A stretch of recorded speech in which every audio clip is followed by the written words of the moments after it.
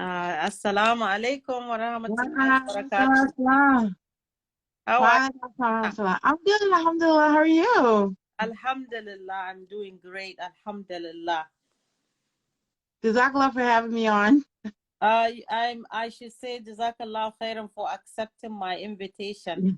I appreciate it. No, I gotta think I really think what you're doing, like everything that you do is like really great and everything like that. And this is really an important topic. It Yes, requires a lot of conversations.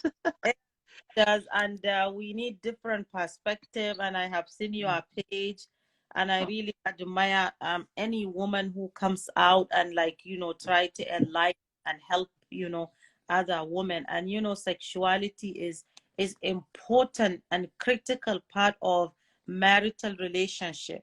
And the high divorce rate we have all over the world, and especially Muslim women, African women, I think it's very important that we started, we start talking about it.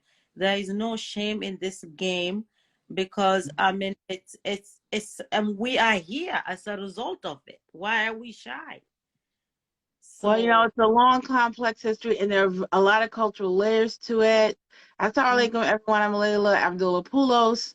I'm a cultural critic. I'm also a romance writer, and I've spent a lot of years working in women and gender studies and having discussions about Muslim women, Black women, and the cultural messaging that we receive that impact our sexuality, our sexual preferences, and the sexual dialogue that we have with our partners. There's a lot of stuff that goes on across cultures that can adversely impact us attaining our satisfaction, our gratification. right. Alhamdulillah, there's some things changing. You have here in the United States, you have an opening more of the conversation, and you have great Muslim women like the Village Auntie. So follow her on Instagram. She has a lot of stuff going on. You have in Great Britain, like you have Habiba Kande. He wrote a couple of books. One of them is A Taste of Honey, which actually shows that Islamic scholarship, there's a rich tradition in Islamic scholarship about talking about sex and about partners gratifying each other. And it's been a shift, okay? And there's been a lot of different blame placed in different venues. Some will say that, because of colonization and enslavement, that kind of Muslims started to take on a more puritanical view. The history, that's true, but there's also a history of it as well. That's the reason why the scholarship approached it. Okay, but in modern Muslim cultures across the globe, yeah, it's very, very stagnant and it's very androcentric. It's very much centered on men.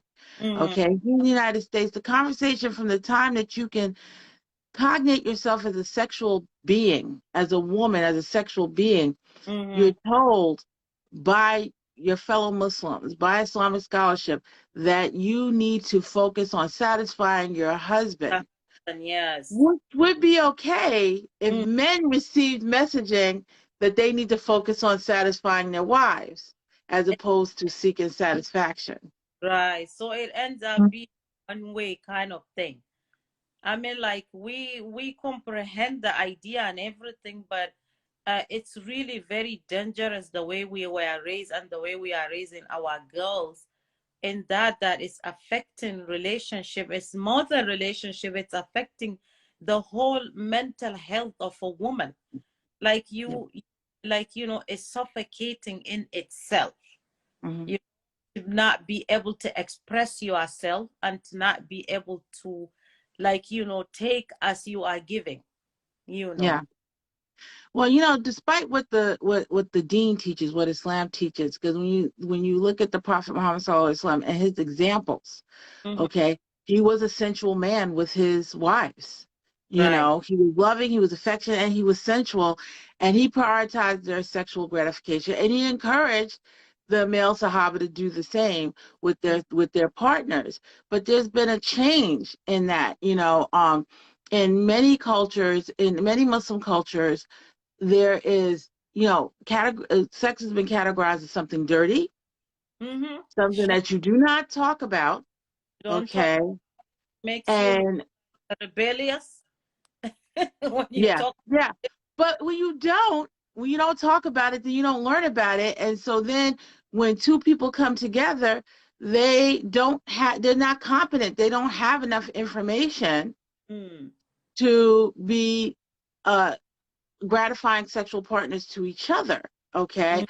And if you're not taught the information, and for women in particular, where you need to focus on your qualification and not your own, then that ends up with a lot of women just going through the motions, feeling like it's their duty, as opposed to something that is a mercy from Allah, Right. that they get to attain satisfaction, gratification, and pleasure. You know, Mm. they don't expect it, and the men are not delivering it. And so Mm. when you have that, a lot of sex requires a lot of emotional. There's an emotional aspect to it as well. And Definitely. when you highlight that and you have an opportunity to really embrace it and have positive impact of it, then you want more sex. You want to have sex with your partner and everything like that. But when you've been bared down to just this being Mm. that is supposed to be used Mm. for someone else's sexual gratification, that could definitely adversely impact your relationship with sex and your Yeah. relationship with your sexual partner. Absolutely. Definitely. In my culture, the way I used to know it, I have not been like I got married when I was 17. I didn't Mm. know nothing also just but the normal thing that, like it's not something our parents ever talked to us about as a Hausa girl from northern Nigeria. And like now I'm over 50, you can see that my time when I was growing up was even more taboo discussing Mm. it. Even my period wasn't discussed to me by my mom or Mm. anybody in my household. I just woke up with it, and I had to learn when I went to girls boarding Mm. secondary school. I had to learn from friends how to take care of myself when I started like my period. So no one ever talked to me about anything to do with sex in marriage and all of that thing. So it's just like a lot of my age kind of group people, we survive our marriages through trial and error. Yeah.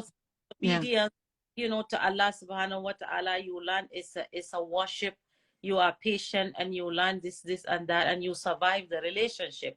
But nowadays, a lot of our young people, with the connectivity that we have with the world of you see this provocative, like a lot of sexual image. It's Yeah. what's right now. People want to look pretty, they want to dance around, do all kinds of things.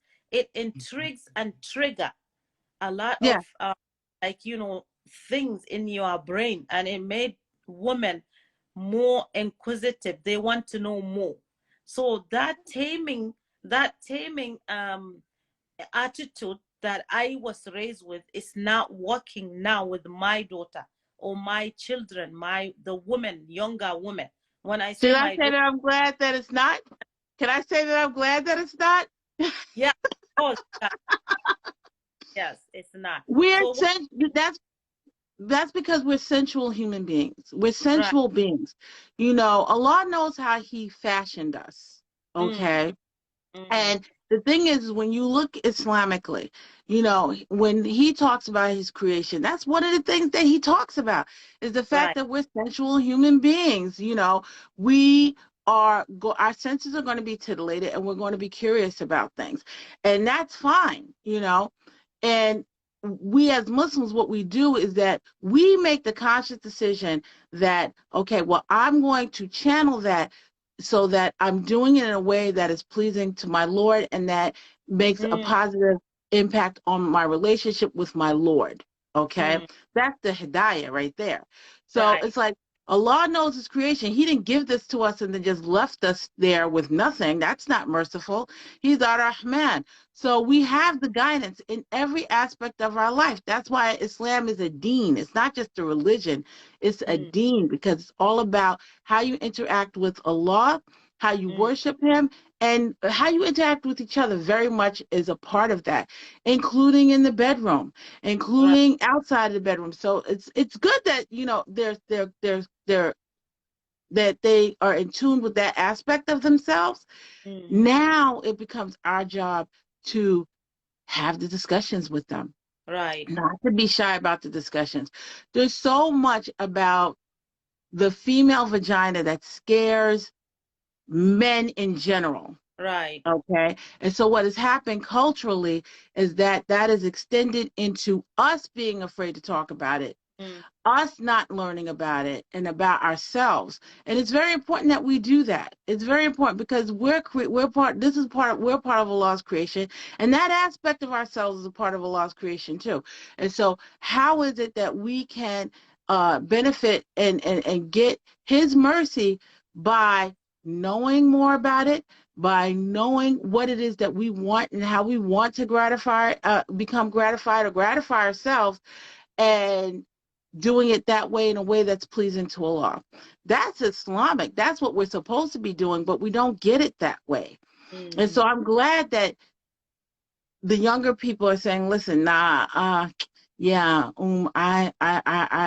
this stuff is happening, Right. and I need to talk about it. You know, that's the reason why I write the books that I write.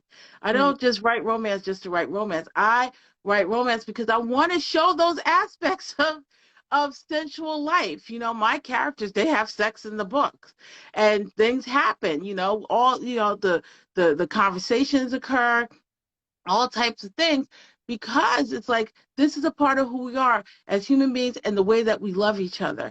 Right. And you know, sex does not have to be a big deal Mm-hmm. until it is a big deal. You Exactly. know, Yeah. until it's a problem, Mm-hmm. okay, it can impact all aspects of your relationship, even with yourself, who you feel, what you feel like as a person. You know, a person that is not sexually gratified and being used by their Mm-hmm. partner, because that's basically what's happening. If you're not focusing on the gratification of your partner, that means you're using them. Mm-hmm. You're using them. Okay, you're not pleasuring Our, them, you're using them.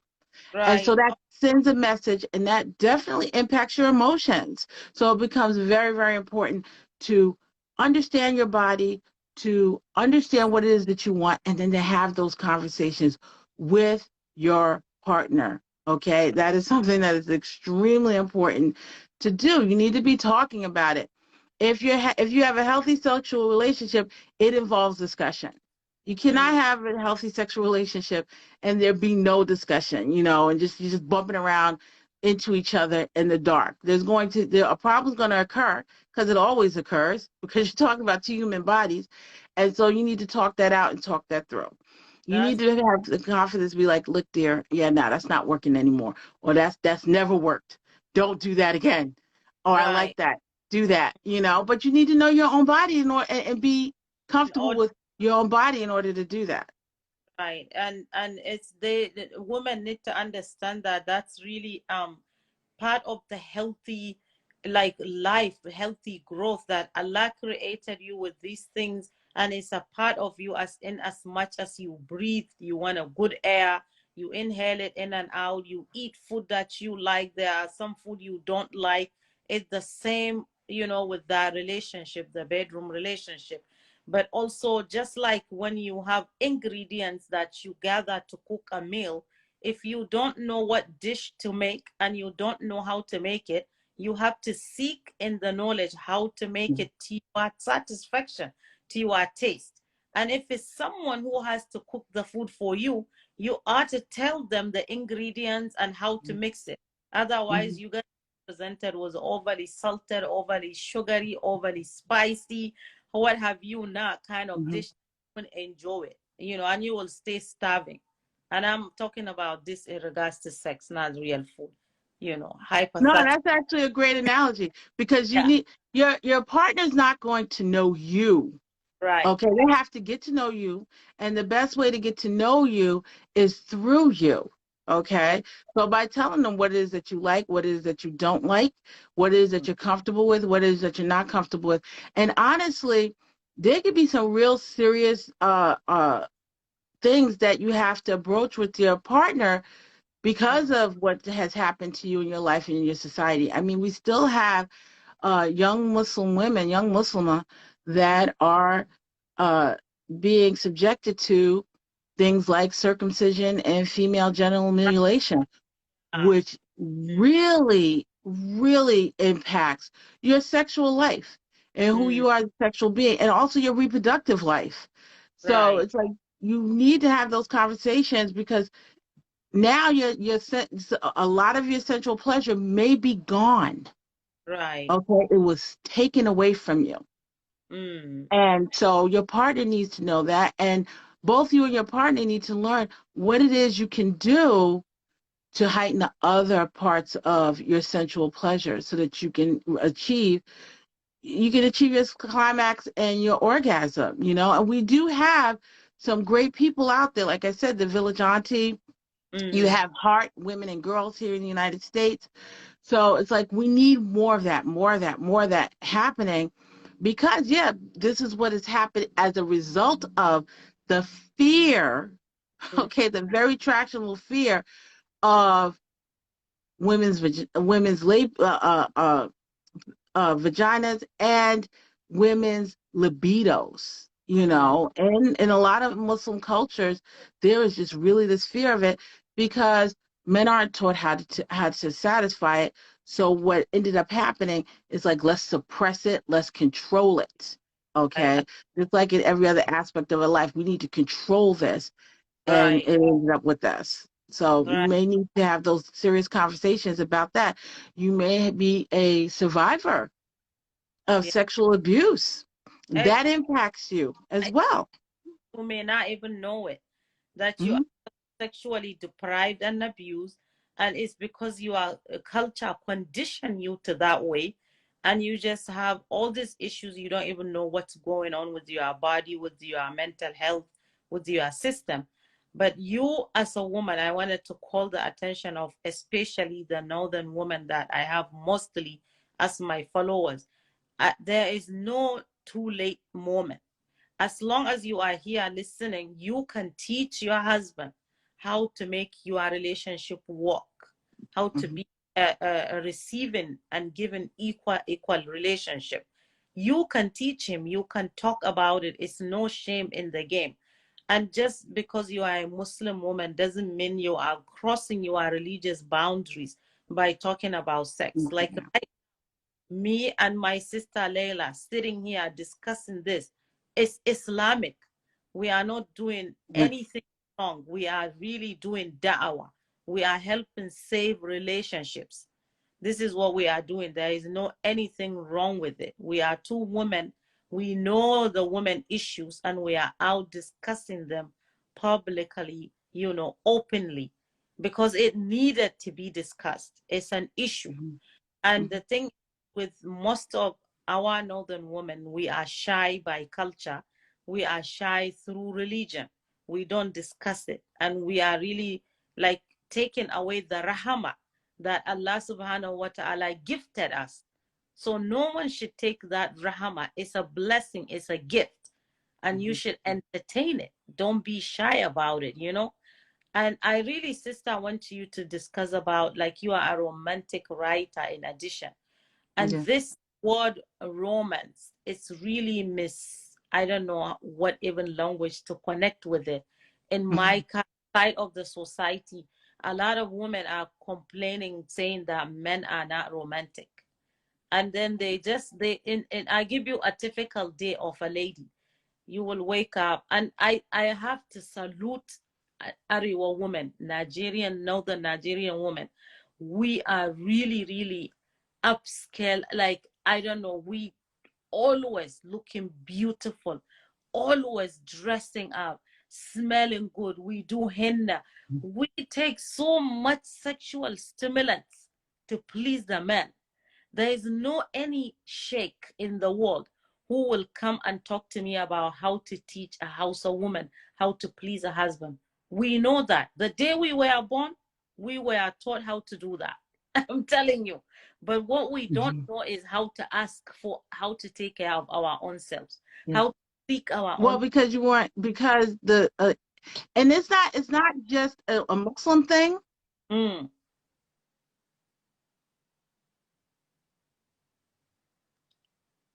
Okay. Okay, Okay. you're back. Yes. It's not just a Muslim thing. It's Mm-hmm. something that happens globally throughout societies, throughout Right. cultures, okay? And that is that women are taught to please men, okay? Even if you look at the quote unquote Western society, all right? We've been a part of Western society for centuries, so we're here too. But if you look at it and you look at those things, you mentioned all those visual, sexual stimuli and everything like that. The Mm. majority is sexual stimuli for men. It's a That's please. what it's for. All since Okay. all my life, I'm like, okay, what about me? What is it out there that is made for me? I Oh, it's understand out all there. I have to do is for to enjoy, for his pleasure. What about mine? Yeah. What is it out there? So That's the way the societies run. They're patriarchal, negatively patriarchal. I'm still exploring that word.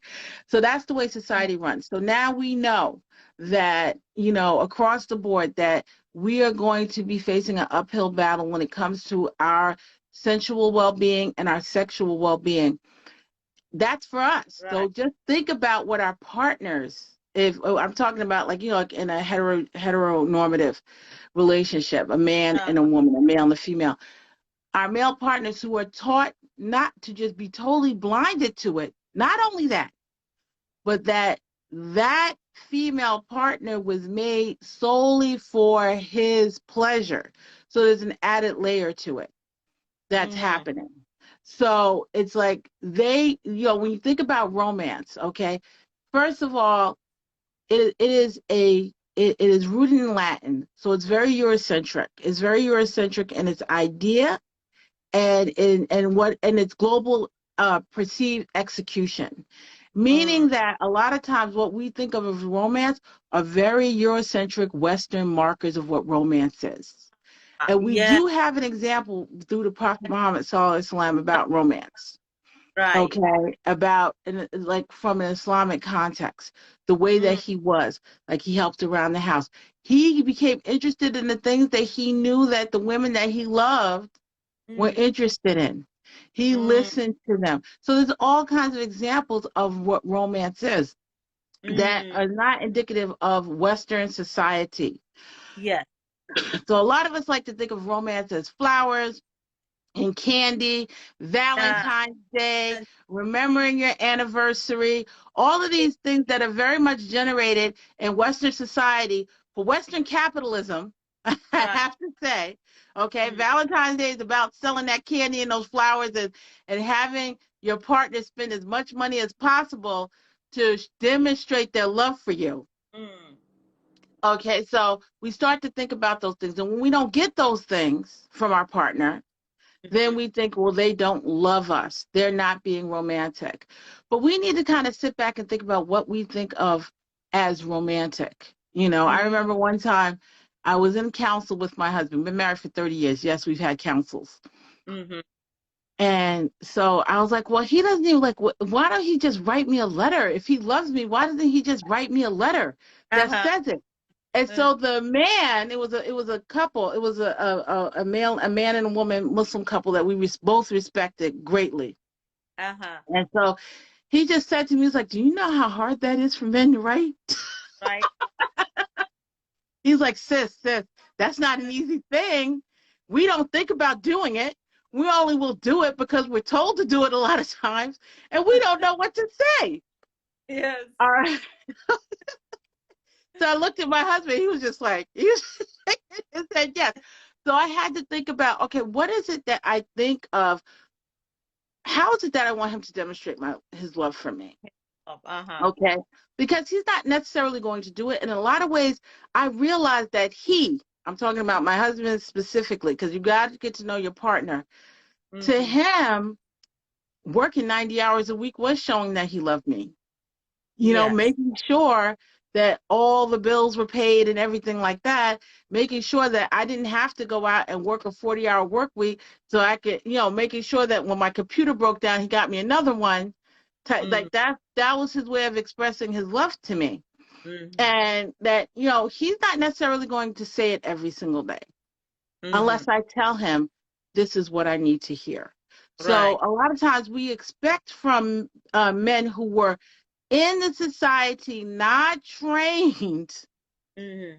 okay, to think to think of things the same way that we do. Right. And Exactly. so we have got to have the discussion. We have got to tell them. First of all, we have to know what are our asks, what it Mm-hmm. is that we want for our spouses to do Mm-hmm. to demonstrate their love for us. And if it's Yeah. something that they can't deliver, is that a deal breaker? Mm. Is that a deal breaker? I think ultimately, most and first and foremost, we want to be in relationships where we feel like we are sharing our lives with someone. Right. Sharing. We Sharing. are partners, Yeah. okay? And we have a mutual respect for each other and a mutual desire to make each other happy and to Mm. satisfy each other. Yes. Once that kind of balance comes off, in terms of it's never going to be 50-50. It's never 50-50. Okay. Mm. Sometimes you get 40 and they get 60. Sometimes you Yeah. get 70 and they get 30. Yes. Just Okay. have patience and be reasonable, you know. It has to be reasonable. So you need to know yourself what it is that you want Mm-hmm. to for your partner to demonstrate their love for you.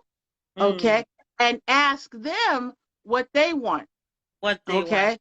A lot of times women are not encouraged to do that. They just think, well, he's not romantic. But are Right. you romantic? Exactly. Okay. Yeah. You may have a complicated partner that wants certain things, but they just don't ask for it. Right. Or you just may have a simple partner. It's just like, you know, I just want a cup of tea when Mm-hmm. I get home and be able to sit down and chill because it's rough out there. That's all I want. Well, you. But you may be like, I need to go out to dinner once a month. Like I'm Mm-hmm. here in this house, or I'm working with you. We're working together. We're doing all of this stuff. I need for you to take the initiative to pull us back and sit Mm. us somewhere nice where I don't have to cook. I don't have to do anything like that. And just tell me how wonderful you think that I am. That's what I need. Okay. Right. But you have to let them know that you can't think Have, it's all instinct. have to slow down and let them know, you know, I would once in a while would like you to recognize this. Is I give you like for example, I will go through something in a day. And my husband used to work in a different city from where I am for a whole year. So we talk at night. I'll be calling you. I'll be like, you know, I had a rough day today. I had to do this. I had to do that. Da, da, da. And so he would always encourage me. He would be like, Masha Allah, that is really wonderful. You can do more. Masha Allah, wonderful. That's not what I want to hear. I want to hear him say, oh, wow, Hauwa, you know, you should rest. You should take the day off tomorrow. Let me massage your leg or go to the massage parlor. Let me send you a $50 gift card. Go do that. So then I get so angry. I said, oh my God, what does he think I am? A horse? Whenever I tell him I am tired, I did this, he will be like, you are really great, you can do more. And look at the communication here. And I will get so But mad. And why you can't just think he really has a lot of respect for you as a person? He really just thinks you're a strong person. But I totally get it. I totally get it. And it's just like, but you had to tell him that. You had to right. tell him like I didn't want to hear that though. You know, Yeah. I love the fact that you have so much confidence in me, Mm-hmm. but right now I need to be taken care of. I don't want to go out and have to take care of more. Yeah, I need to be taken care of, type of exactly. thing. Yeah, I no, absolutely. him. I swear to God, it took years for me to get the idea that he will never give me what I'm looking for, because every time I tell him, his mind is thinking to get me to do more. And I'm thinking, like, what does he think I am? Like, I'm a woman. Because that's his life. You But know, that's his life. right. But that's his life. So he's coming from his perspective in his life as a man was just like, fix it, Mm-hmm, mm-hmm. do what you got to do. Yes, Push on, push on, push on. That's what they're taught. So when right. you're like, oh, I can't take anymore, they're like, no, you can do it. Keep going, because that's what they're taught. But it's just like, nah, you got to switch from that man perspective. Okay. Mm-hmm. It'd be like your woman needs you to just be like, I'm gonna take care of you, baby. It's all right. Don't worry about Yeah. it. And so they need to, it's funny because when we were first married, before we had kids and stuff like that, and even when we had the little ones, Mm-hmm. my husband works sometimes 2 or 3 shifts in a row. Mm. And he's been doing that every Sunday. He's not home on Sundays, okay? And he used to call me every Sunday, like clockwork. How are you doing? I just want to know how you were doing and stuff like that. And then life got so hectic that I realized that, you know what, he hasn't been calling me for like 2 months. He hasn't called on Sundays. Mm. And so I'm just saying to him, like, I called him up and I was like, you haven't been calling me on Sundays. Like, yeah, I've been busy. I'm sorry. I Mm-hmm. know, right? So I was like, yeah, because, like, I feel like really good when you call me on Sundays and that you love me and you're thinking about me and stuff like that. He's like, yeah, okay. And so I figured the next Sunday he called me. Mm-hmm. He called me. They don't call you. So I had to call him Yeah. like, dude, I need you to call me on Sunday. Yeah, all right, okay, all right, I'm sorry. And so he said, so the next Sunday came, and I was like, that dude didn't call me. Oh So I my God. called him, and he was like, Layla, would you please look at your calls that you received? Because I Uh-huh. called you. You missed it. I made sure to call you. So sometimes you have to tell them, you have to reinforce it. And I Mm-hmm. noticed there's this idea that I just don't want to always tell him. I don't want to always do the planning and stuff like that. And sometimes you have to do that. Right. If you don't want to always do the planning, Mm-hmm. be happy with what he comes up with. First and foremost, be happy with what he comes up with, because he's gonna be thinking like this. It is not going to necessarily mean that it's going to be what you imagined. Mm. Okay. So if you don't want to tell him and give him those directions, be happy with what he comes up with. Okay. So if you're like, I don't feel like cooking some nights, I just need to go somewhere and not cook, and he takes you to a fast food restaurant because you didn't say specifically, I want to go to this and I want to do this and I want to do that. And he brings you to the chicken place. All Mm-hmm. right. Because in his mind, it's like, okay, she wants to go out. She's not cooking. We're out. But You you have to be happy with what you come up with what he imagines. And you cannot break down his esteem by being like, why you took me here? Like that type of thing. So if you don't want to do that and tell him, make a list. These are the places I like. This is what I want to see. If you're a jewelry person, this is the jewelry that I want. Because if you don't tell him the jewelry that you want, if you like square cut diamonds and he gets you that Marquise diamond, you can't be mad. let me tell you funny stuff. Wallahi, may Allah bless my husband. He tries a lot. And so every single time, and I hope he forgives me for sharing this on the media.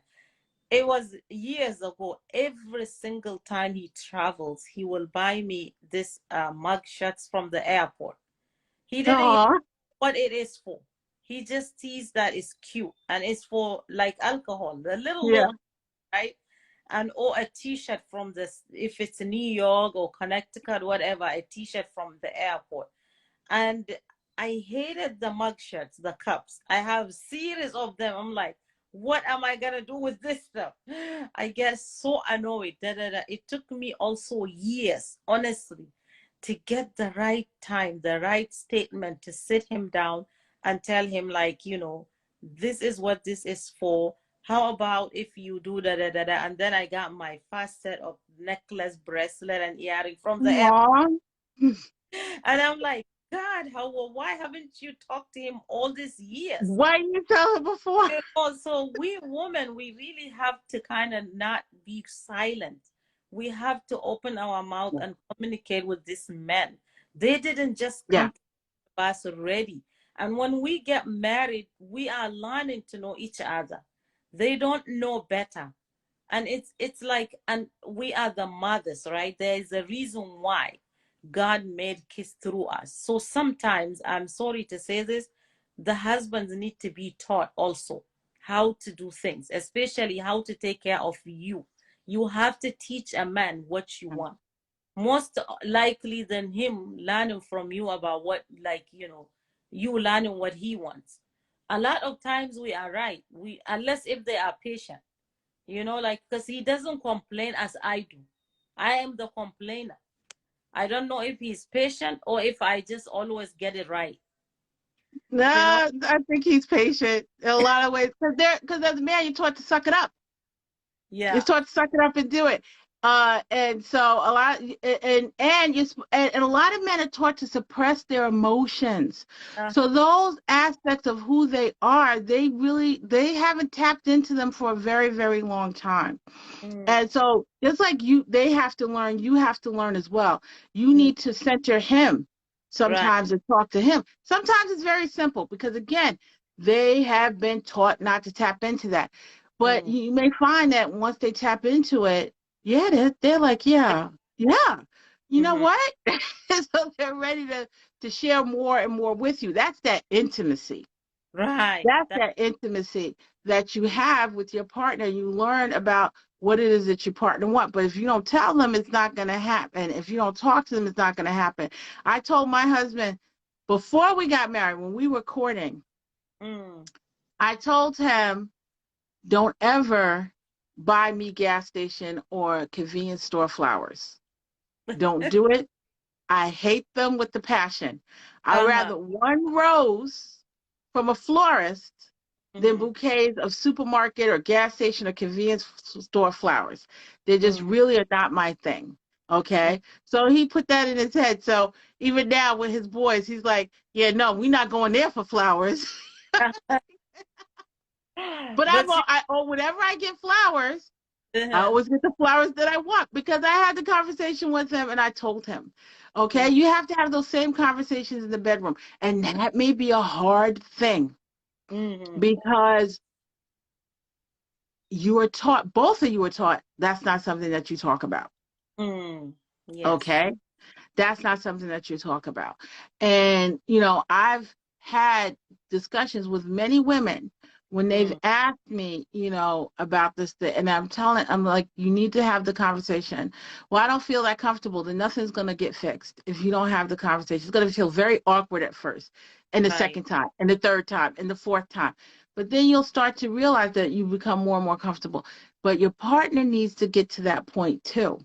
Mm. Your partner needs to get to that point too, because honestly, a lot of the society and culture, inside and outside of Muslim culture, Mm-hmm. have taught men not only not to really talk about it, but this is what you need to do sexually. Right. Okay. And alhamdulillah, there's some great people out there. I mean, Habiba Kande, he's very much he's a Islamic eritology scholar. He Mm-hmm. has books. Like have your spouse start to follow him and Mm. listen to him because he's very much about teaching men Mm. how to satisfy Muslim men, teaching Muslim men how to satisfy their wives. That's nice. I came across him from your page. Actually, I kind of Yeah. followed and then looking and following his live sessions. I did saw him with the village auntie. Yeah. She's great. We kind of start with you and then eventually we might get him on board. Yeah. Yeah, he's really great. He is really great. And the thing is that like that's who Muslim men need. That's the people like him are who Muslim men need to be talking to, Mm. because quite honestly, the local mosque imam and a lot of times that's out of their depth. Okay, that's something that is out of their depth. And a lot of times they really just have like that's the stock answers for them. And they may be sexually incompetent themselves. Yeah, exactly. Yeah. Okay. Not saying that they're baddie man because of it. Not saying that you should not listen to them about anything Mm-hmm. because of it. But if you have a cough, you're not going to them. All Yeah. right. If something's growing out the side of your neck, you're not going to them. Mm. Okay, so if something dysfunctional is happening in the bedroom, you need to talk to your partner, and the both of you need to talk to the experts, whatever access you can get to them. And alhamdulillah, there's more and more access to Muslim experts who are doing it from an Islamic perspective. Okay. So that becomes really important. Right. How do you spell his name? The brother. I'm Oh, gonna write it here. Okay. HABEE. HABEE. Uh-huh. And his last name is Akande. He's actually Nigerian. Aka AKNDE. AKADE. AKN as in Nancy, DE. AKNDE. Yeah, and he has books and there's video. He has videos. He does a lot of interviews and everything like that. And even like there was a Black Muslim online festival just this past October because he's in Great Britain and that's Black History Month is in Great Britain, and he had this special session just for Muslim men. He had this special session just for them, no women allowed. And in Village Okay. he had a special session just for women, no men allowed, Mm, and things got real. here in the US? Well, Is he he's in Great Europe? Britain. Oh, he's in Europe. Okay. Yeah, he's in Great Britain. He's Nigerian. He's a Mm, Nigerian Brit. Don't ask me where he's from. I don't know. mm. I don't know in Nigeria. We're in Nigeria, but he's Oh, Nigerian. that's great. That's good men to be able to know they have a support system like that. Yeah. So, women, you can always just refer your husband to him, and Yeah. you can email. That will be okay too. And one thing I want to say that if like Rome wasn't built in a day, we understand it's a process. If you are shy to talk to your husband, maybe write him a letter. Just write. Mm. Have him Text read him. it. Yeah, Text text him. There's nothing it wrong with text him. and I've get been back. thinking about you, and I've been thinking maybe we need to do this. Mhm. It's nothing wrong with that. Yeah, And yeah, and it's going to be awkward if you have been in a relationship. First of all, it's going to be awkward from the beginning if this is a new relationship. So if you're just married, it's yeah. going to be awkward because it's awkward, period, because you're getting to know each other. Mm-hmm. If you've been settled in not talking about it for 5 years, 10 years, 15 years, 20 years, it's going to feel strange. Right. Okay, because this is your habit. This is what your habits are now. So Yes. now you're shaking those things up. So it's going to feel strange. Your partner may feel like it's coming out of left field type of thing. All Mm, right. You may have to take baby steps, approach it that way. But it does not hurt to have productive conversations with your partner. You do it about the house. You mm, do it about the kids. Why aren't you doing it about where you are the most vulnerable with each other? And that's yes. in the bedroom. Right. And about the romance, which is the key to a happy sexual relationship, we all believe that. Really, it's a very good point when you said that sometimes our idea of romance is a borrowed idea and may Mm. never work. When I was younger, like coming to the US at 17, married to my husband, I also just watch sitcoms, movies, actually soap operas rather, and I always Oh, borrow they're the from worst. House Flower. Yes. And I came from village in northern Nigeria. I don't know nothing about giving girlfriends or wives a flower. So what I learned here is to give that roses and stuff. And I will always just get mad or ask my husband, why you never give me a rose? Why you never? So he started buying them. Guess what? You You are don't sister. like them.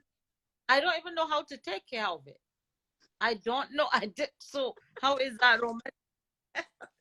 I mean, the thing is that we develop our mindsets about everything from the surrounding society. And the thing is that romance in particular is very Eurocentric. First of all, it props up white femininity. So it Mm, props up this idea of the beauty standards and everything of white women.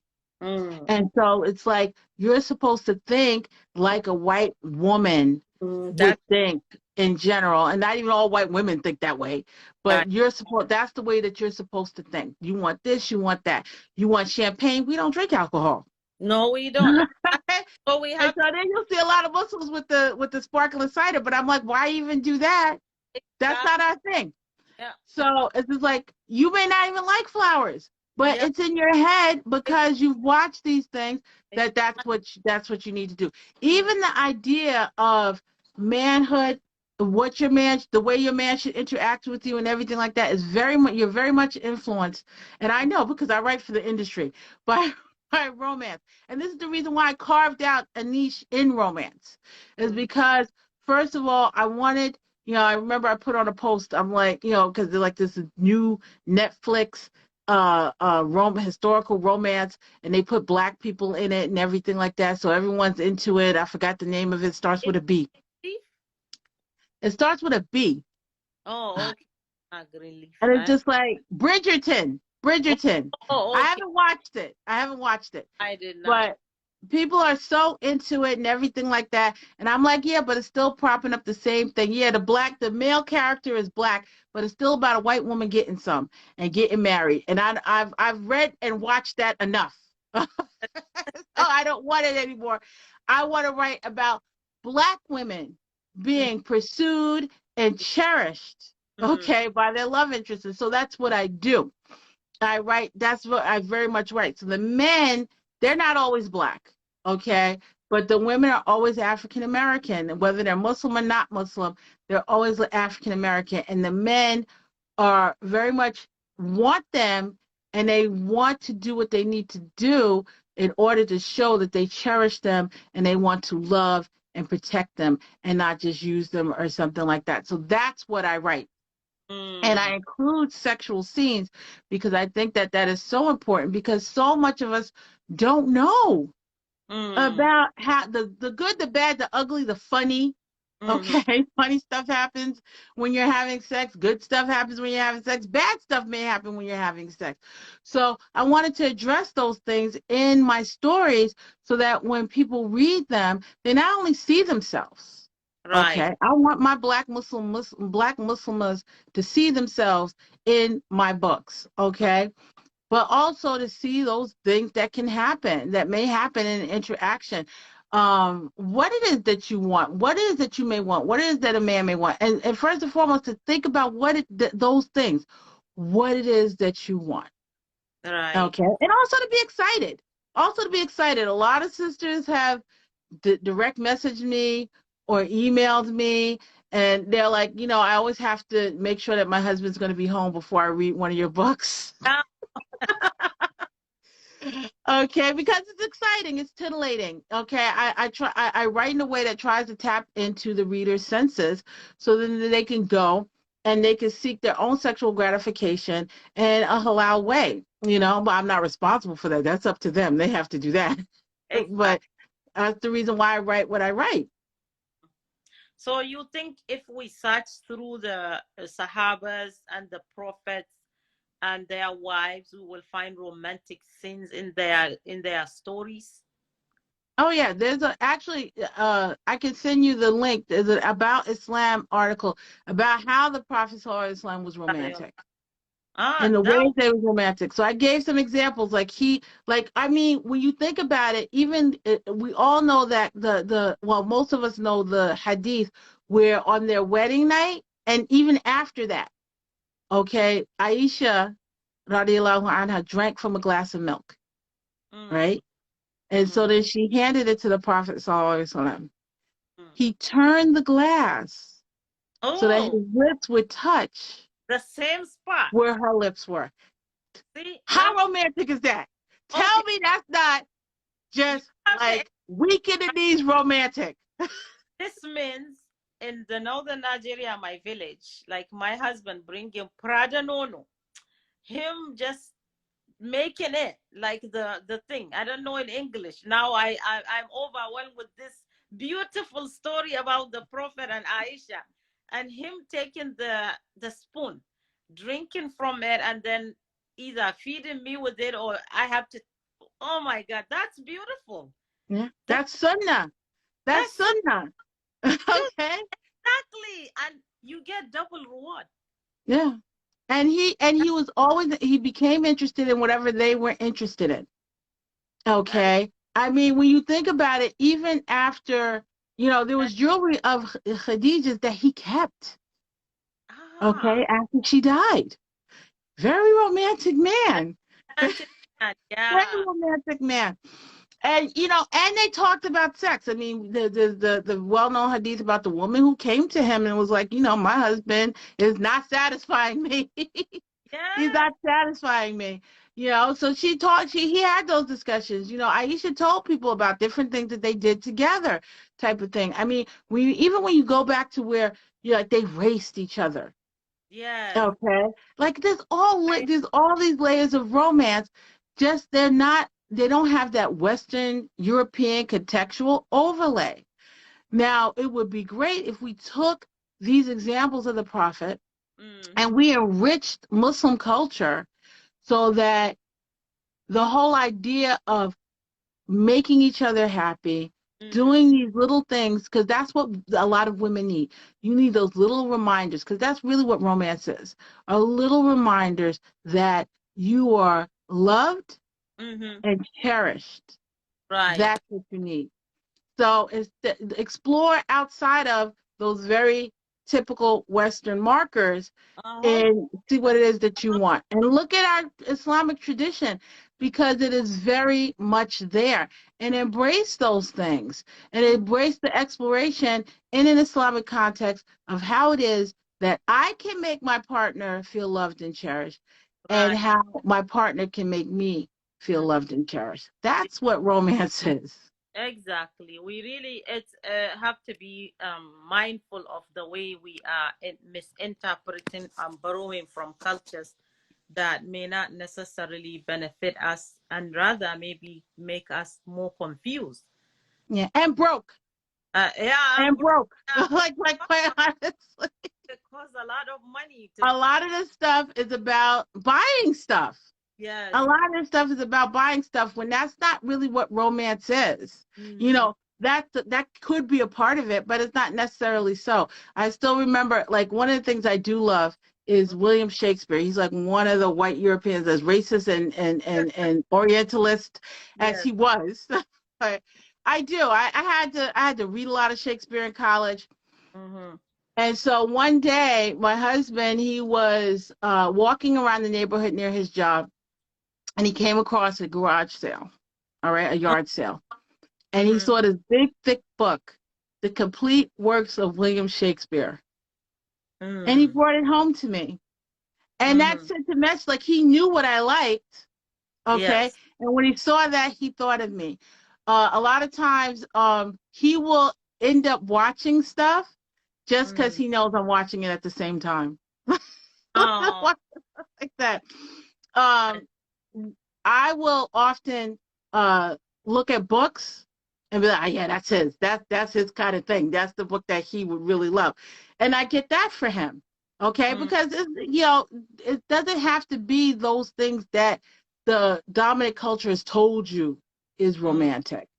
Right. Okay, it could be so much more than that. So Mm-hmm. explore it and think about it. Think about your body and what you want. Think Mm-hmm. about your emotions and what you need in order to Yeah. feel like a loved and cherished partner in your relationship. For us, for example, like the way our meals are prepared in my area in Nigeria, mostly we make the husband's favorite, the husband's liking. So it would have been so nice if one day a husband, knowing what his wife's favorite dish is, to Yeah. come up and be like, sweetheart, honey, or whatever, Hadiza, Khadija, Hauwa, Maryam, today, would you please make this dish? And she would be like, that's my favorite. Imagine how romantic that will be. No. Imagine how romantic for you If to he, walk in and he's messing it up. He's trying to make your favorite dish and he's messing it up. Or he gets it right. Either one, like he's doing it. Like he's right, like, okay, yeah, she's tired. Let me do that. let me do that. Let me make that. Let me make her some eggs the way that she likes to have her eggs made, Right. you know? That would have And been so yeah, I mean it could just be there's so like every every partnership is different and unique and special mm, and wonderful. it's one way, yeah. In the Islamic concept, it can potentially it's a layer of mercy from Allah. Right. Because you have gone into contract not only with your partner, but with Mm, your Lord and Creator. Mm. Okay. And he Yeah. says in Surah Rum, he talks about that, how Mm. he put mutual love between Mm. us. Okay. So that's part of his mercy. So you can work to make that better. Both of you, when both of you are working, if one of you is working at it, it becomes very hard and draining and emotionally depleting. And Absolutely. that's what ends up happening to our society and depleting women's interest and getting them tired because it's a one-way relationship. It Yeah.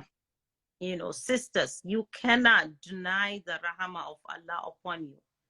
Sex is a part of the rahmah that Allah bestowed upon us. And it's farad that we embrace it and say Alhamdulillah. And the way to say Alhamdulillah is to live it, not just saying it.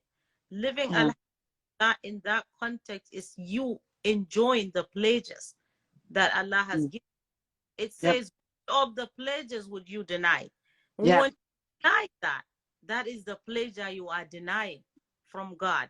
And you are not doing justice to yourself or to your Lord who has given you that as a gift.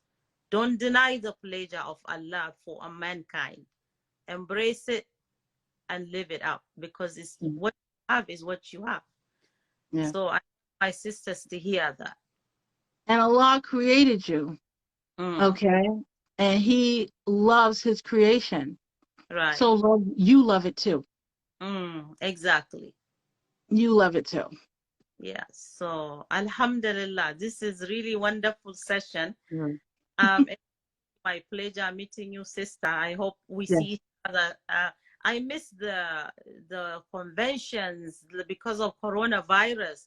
Otherwise, when I saw your picture, I'm thinking, haven't I met this sister one day? I don't remember, but you look familiar. Have you ever been to the Black Muslim Psychology Conference? No. I also been to ICNA conference. I don't Yeah, really go to those that much, uh, but I maybe you've seen. Like I'm all over the place. uh I write for multiple platforms. I do interviews for NBA Muslims about Islam. I do live interviews and YouTube interviews for them too. So I'm a little bit all over the place. how how are they online or are they ebooks or what? Oh, my books? Yes. Yeah, they're online on Amazon.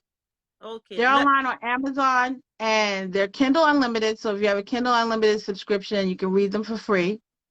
So we'll give And recommendations right here. oh, well, if you want to start off with a Muslim romance with Muslim characters, because not all Uh-huh. my characters are Muslim, I have a series. It's called Open to Love. Open to And yeah, Open to Love. There's two books. There's three books in the entire series. I'm about to release the third book. mm-hmm. And it centers three Muslim women. Mm-hmm. Okay. Two of them are sisters, and one of them is their best friend. Mm-hmm. And they both they've had a time at love. They like one is Hafsa. She was a second wife. Okay, she was okay with being a second wife, but Mm-hmm. then her husband changed the rules on her. Okay, and she ends up divorced. She ends Mm-hmm. up divorcing him, and then along comes this young guy named Fahim, and uh, she's like, "Nah, little boy," uh, and he's like, "Yes." And then that's book one, Open to Love. And they're okay. Muslims. And then book two is Queen of the Castle. That's Tariqa and Akil. And Tariqa is like a lot of young Muslim women who have established themselves Mm-hmm. and kind of gotten their own thing, got their own bag, okay, and everything like that. So she is very much independent. She has her own home and everything like that. And she's been through the ringer with potential spouses, with brothers coming wanting to marry her and all kinds of drama and everything like that. So she's decided, like a lot of young Muslim women or Muslim women have decided, Mm-hmm. yeah, no, I'm good right here by myself. Ah. I'm all right here by myself. I'm gonna be cool. Okay, then Akil comes along and makes her rethink that plan. Ah. So that centers Muslims. But my other series has Muslims too. There are What's the Muslims in my other series too. We Yeah. have So something to love, Queen of the Castle. What's the third one? okay, Open to Love, Uh-huh. Queen of the Castle, that's Mm-hmm. Muslims, and Building on Broken Dreams. That's Oh. part of another series, but that's a Muslim couple. That's Adam and Miriam. Adam is a white Irish American convert, and Miriam's African American, born and raised Muslim. Okay. And yeah. So how to spell your name so they can look it up? Okay, so that's under my pen name. So it's Lyn, Okay. D as in dog, Uh-huh. Oh, ELL. Lynnell. Yep. And the last name is Williams. It's Lynn. WI. Uh-huh. I'm gonna post it. Oh, All okay. right. That's my pen name. Okay. That's my pen name, Lindell Williams. And Oh, so I have a breadth of romance, and I include Muslim characters, Black Muslim women. okay. Okay. And it's some issues. There are definitely some issues because I like to write realistic romance, showing how people fall in love and the Mm, struggles that they may go through to fall in love and to stay in love. Stay in And love. that's very important to me. So Lindell Williams, Open to Love, Queen of the Castle, Building on Broken Dreams are all Muslim centered. So they're Muslim characters in Mm, those books. Okay. That's wonderful. Thank you very much, sister. I will Yeah. post and tag you in it. Some people were asking to give them your handle, and I will write that, inshallah.